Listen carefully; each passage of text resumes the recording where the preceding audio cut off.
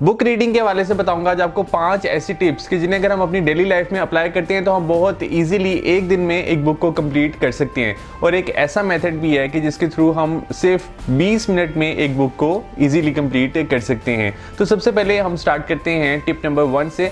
अच्छा, पहली टिप तो ये है कि आपके इर्द गिर्द जो 6 फुट का एरिया है उसमें वो किताब ज़रूर पढ़ी होनी चाहिए जो कि आप पढ़ना चाहते हैं। इससे होता क्या है, क्योंकि जब हमारे इर्द गिर्द वो चीज़ें पड़ी होती हैं जिन्हें हमें इस्तेमाल करना चाहिए या जिनकी हैबिट हम डेवलप करना चाहते हैं, तो फिर वो बहुत इजी हो जाता है हमारे लिए उन तक एक्सेस करना, क्योंकि हमारा माइंड बहुत ज़्यादा एक्सक्यूजेस जनरेट करता है, बहुत डिले करता है चीज़ों को। और अगर वो बुक जो कि हम पढ़ना चाहते हैं वो ऊपर वाले पोर्शन में पड़ी होगी तो फिर हमारा दिल नहीं करेगा कि हम स्टेयर्स चढ़ के ऊपर जाएं और ऊपर से वो बुक नीचे लेकर के आएँ।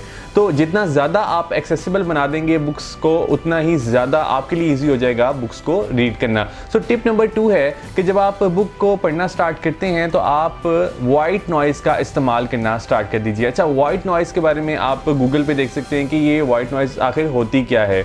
वाइट नॉइज़ को हम बहुत ज़्यादा कंसंट्रेशन के लिए इस्तेमाल करते हैं आजकल।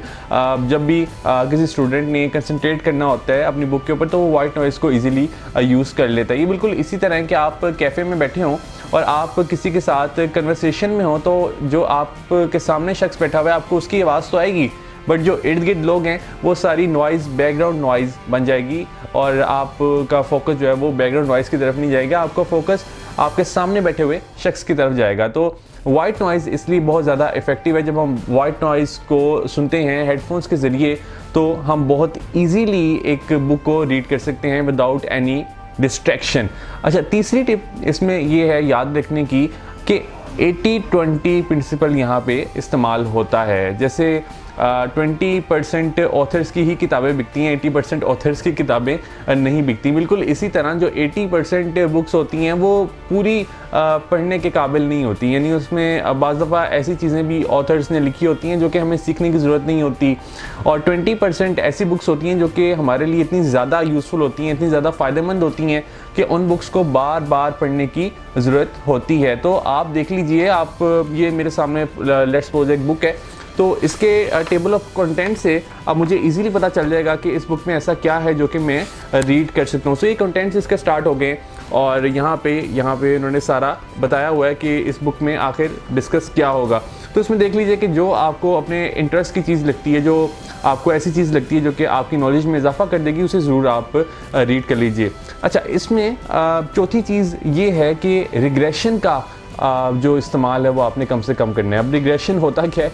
रिग्रेशन से मुराद ये है कि हम अक्सर क्या करते हैं कि जब हम किसी बुक को रीड कर रहे होते हैं तो उसमें हम जब एक चीज़ को पढ़ लेते हैं तो फिर दोबारा से हम उस चीज़ को रीड करते हैं, दोबारा से पढ़ते हैं और ये हमारी आदत बन जाती है।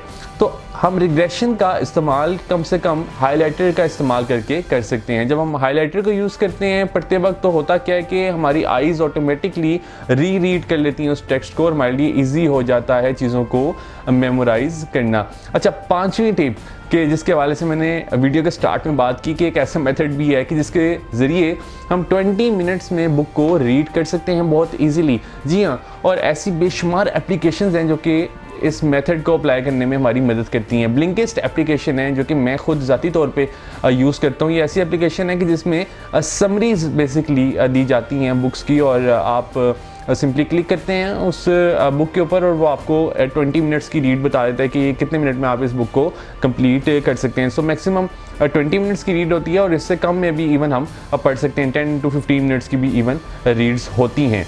अच्छा, उसमें होता क्या है कि उन्होंने हर चैप्टर को समराइज़ किया होता है और बहुत अच्छे पॉइंट्स उसमें से उन्होंने गैदर किए होते हैं और उन्हें एक जगह पे इकट्ठा किया होता है। हमारे लिए बहुत इजी हो जाता है वो पढ़ना। अगर किसी के पास टाइम नहीं है तो वो बहुत इजीली 20 मिनट्स में उस बुक का ओवरव्यू ले लेता है।